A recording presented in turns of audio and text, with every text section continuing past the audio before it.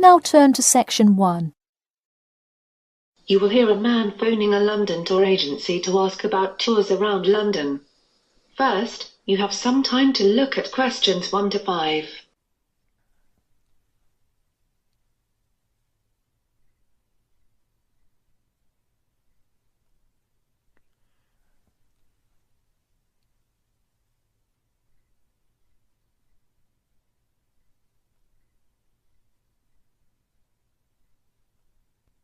Now listen and answer questions 1 to 5. Hi, London Premier Tours. How can I help? Hi, I'm coming to London with my family and we'd like to see the city. We just wanted some information on the best way to do this. Okay, I'll see if I can help. Firstly, when are you coming and for how long? Let me see, we're leaving the US at the end of June. We're going to stay with friends in Oxford for a week, so we'll arrive in London around the 10th of July. It will just be for a few days as we fly to Paris on the 13th of July. And how many people? I'm coming with my sister and our parents. And do you know what kind of things you want to see when you are here? Is there anything in particular? Not really. We just want to see the main sights, Historical places, I guess. The places that London is famous for. Well, as you only have a short amount of time, the best way to do that is probably by a bus tour. The tour costs £29 for adults and £14 for children for the day. What time does it start? Well, basically the ticket is valid for the whole day. The first bus is at 7 a.m., but buses depart every 20 minutes throughout the day up until 4 p.m. 6 p.m. It's summer now, so the buses run later. So you can start and finish whenever you want within those times. So do you have to stay on the same bus the whole time? No, it's a hop-on, hop-off service, so you can get off at whichever stop you like. You can then stay there as long as you like and then get back on another bus when it arrives. Oh, okay. I see what you mean. Before you hear the rest of the conversation, you have some time to look at questions 6 to 10.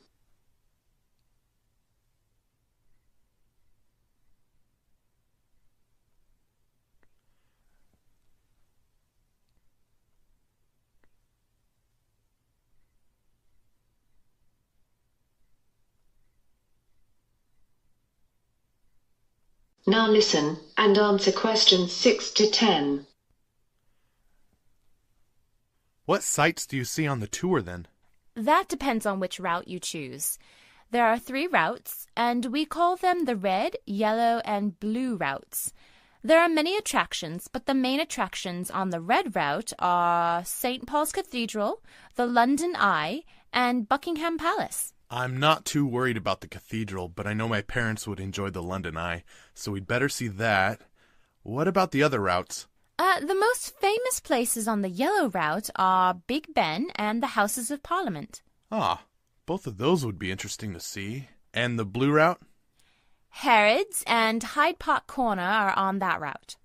I'd like to see Harrods, but I don't think we'll have time for shopping, and I don't know Hyde Park, so we'll not go on that route. So we'd probably choose the red or yellow.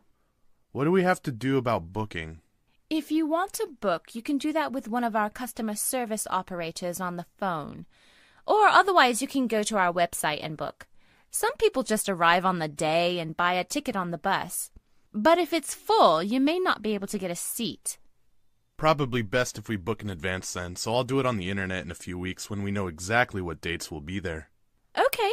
Well, it can get very busy in the summer, over the 3 months of June to August, so it's probably best to book at least a week before you come. But you still have about 6 weeks before you leave, so you have plenty of time to think about it. Okay, thanks. You've been a great help. That is the end of section 1. You now have half a minute to check your answers.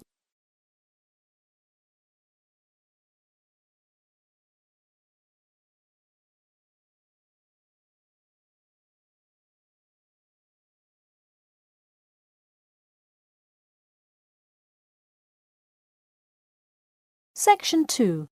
Check your. You are going to hear a talk about pandas. First, you have some time to look at questions 11 to 14.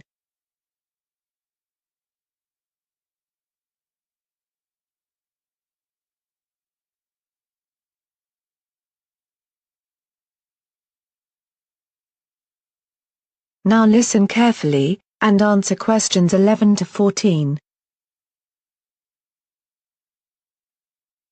Okay, I'm here today to talk to you all about the panda. It is a species of bear that is under great threat from the damage that humans are doing to the places where they live.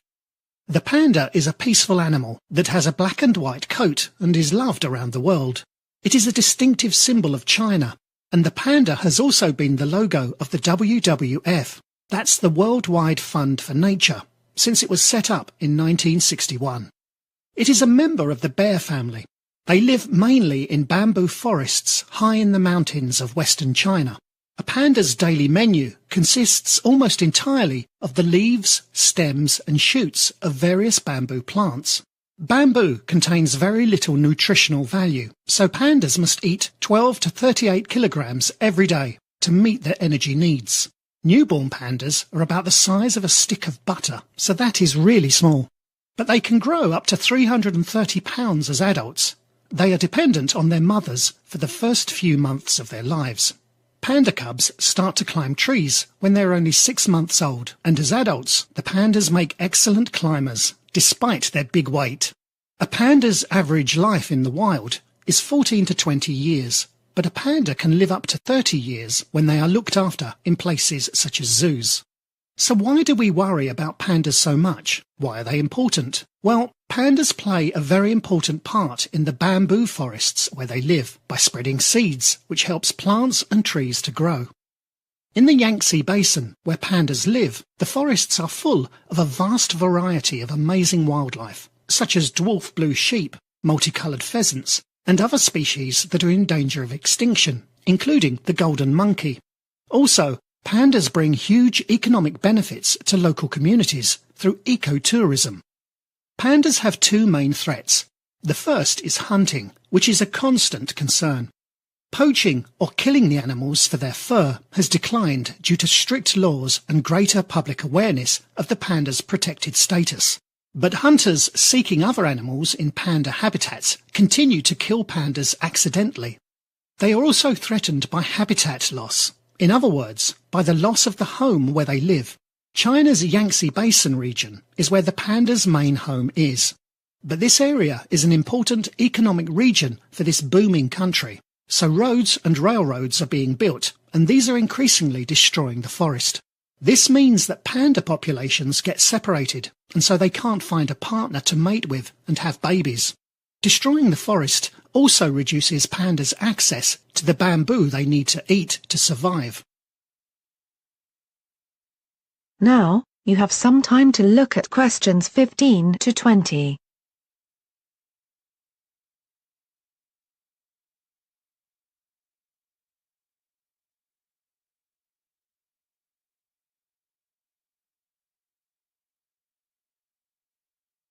Now listen carefully and answer questions 15 to 20. So what is being done to protect the panda? The Chinese government has established more than 50 panda reserves. Reserves are places in the wild where animals are protected. However, only around 61% of the country's panda population is protected by these reserves. The WWF is also playing a big part in protecting the panda. The idea for the WWF logo came from Chi-Chi, a giant panda that had arrived at London Zoo in 1961, the same year WWF was created. The people who set up the WWF were aware of the need for a strong symbol that everybody around the world would recognise. They agreed that the big, furry animal with her cuddly, black-patched eyes would make an excellent logo.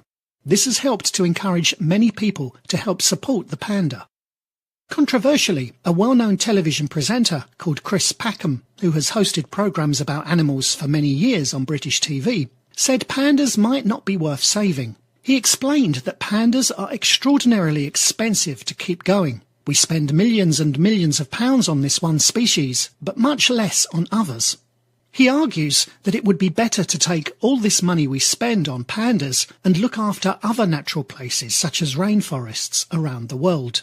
He says we have to accept that some animals are stronger than others. The panda is a bear that eats a type of food that isn't very nutritious. It gets diseases easily, and it's very difficult to breed.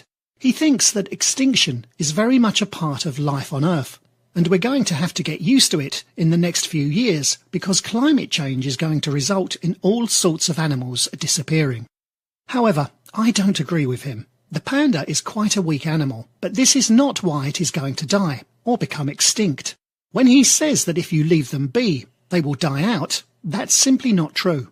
The reason it is in danger is because of the damage that humans are doing to the forests that they live in. If we don't destroy this, then they will survive in the same way that they have for thousands of years. And also, the places where the pandas live should be protected anyway. The panda shares its home with the red panda, golden monkeys, and various birds that are found nowhere else in the world. The pandas' numbers are increasing in the wild, so I don't see them dying out. Okay, I hope you've enjoyed my short talk on pandas. Are there any questions? That is the end of section 2. You now have half a minute to check your answers.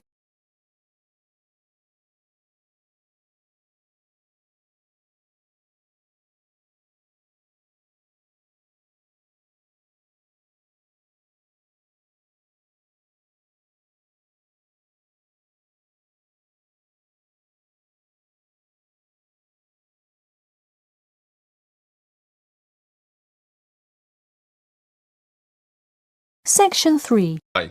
Okay, so you're John and Sarah, I'm Neil, and you're having some problems with a project you're doing on the marketing module of the Business Studies course. Is that right? Yes, it's the one where we have to read the case studies of 6 businesses and assess their marketing and identify the main problems each one had. So what exactly is the problem? Well, we've been doing quite a lot of reading for it. Some of the readings we've looked at are quite difficult, but we still understand them and they're interesting, so that's okay. It's taking a lot longer than we thought though, so we're wondering if we can have an extension.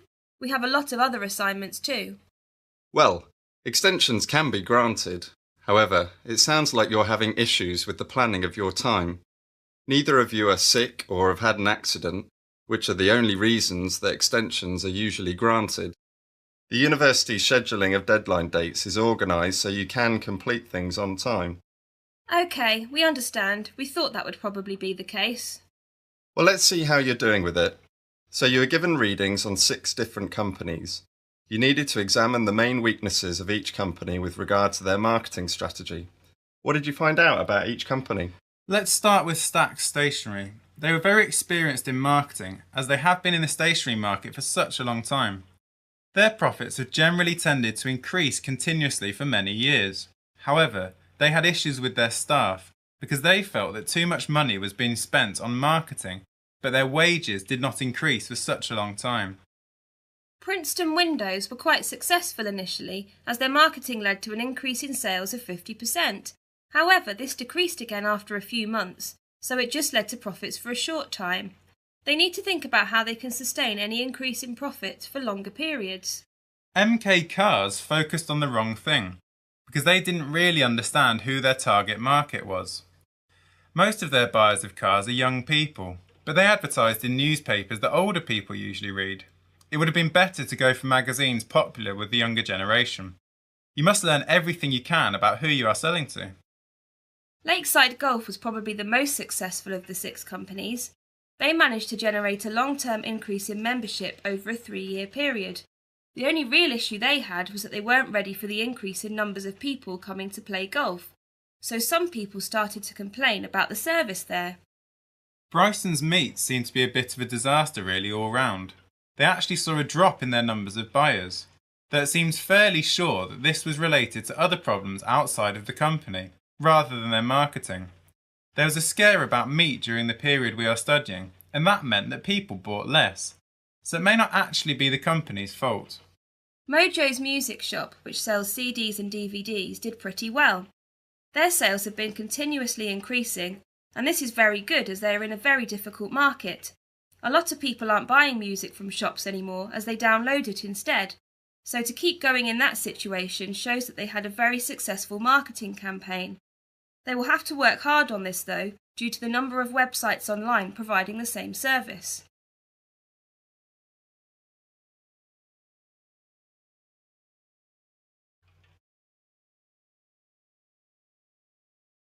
Well, From listening to what you've told me, it seems like you have a fairly good understanding.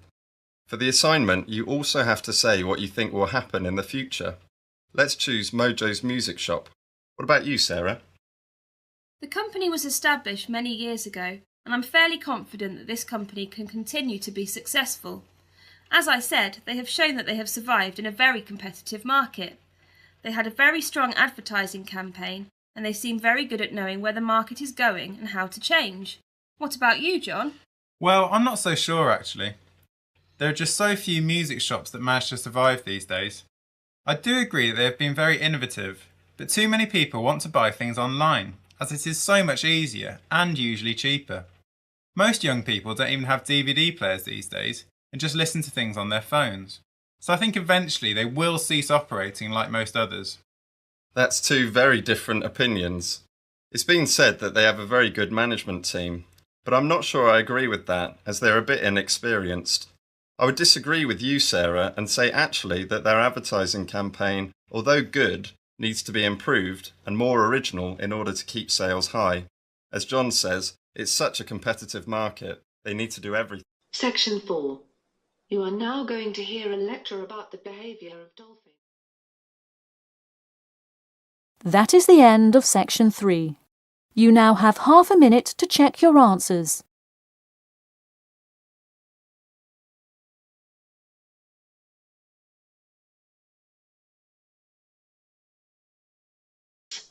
First, you have some time to look at questions 31 to 40.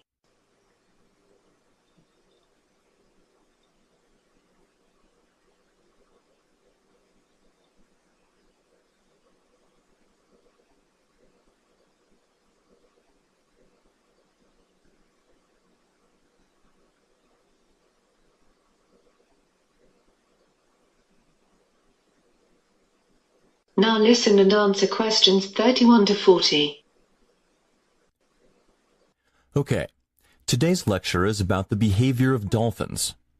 Dolphins are mammals closely related to whales and porpoises. There are almost 40 species of dolphin, and they vary in size from 1.2 meters and 90 pounds up to 9.5 meters and 10 tons. They are found worldwide, mostly in shallower seas of the continental shelves, and they are carnivores, eating mostly fish and squid. Dolphins are highly social animals, often living in pods of up to a dozen individuals, though pod sizes and structures vary greatly between species and locations. In places with a high abundance of food, pods can merge temporarily, forming a superpod, which groupings may exceed 1,000 dolphins. Membership in pods is not rigid, with interchange being common. Dolphins can, however, establish strong social bonds. They will stay with injured or ill individuals, even helping them to breathe and bringing them to the surface if needed. This altruism does not appear to be limited to their own species. A male dolphin called Moko in New Zealand was observed guiding a female pygmy sperm whale together with her calf out of shallow water where they had been stranded several times. Dolphins have also been seen protecting swimmers from sharks by swimming circles around the swimmers or charging the sharks to make them leave. Dolphins also display culture, something long believed to be unique to humans and possibly other primate species. In May 2005, a discovery in Australia found Indo-Pacific bottlenose dolphins teaching their young to use tools. They cover their snouts with sponges to protect them while foraging for food. This knowledge is mostly transferred by mothers to daughters, unlike primates, where knowledge is generally passed on to both sexes. Using sponges as mouth protection is a learned behavior. Another learned behavior was discovered among river dolphins in Brazil, where some male dolphins use weeds and sticks as part of a sexual display. Dolphins may also engage in acts of aggression towards each other. The older a male dolphin is, the more likely his body is to be covered with bite scars. Male dolphins engage in acts of aggression apparently for the same reasons as humans. That is, disputes between companions and competition for females.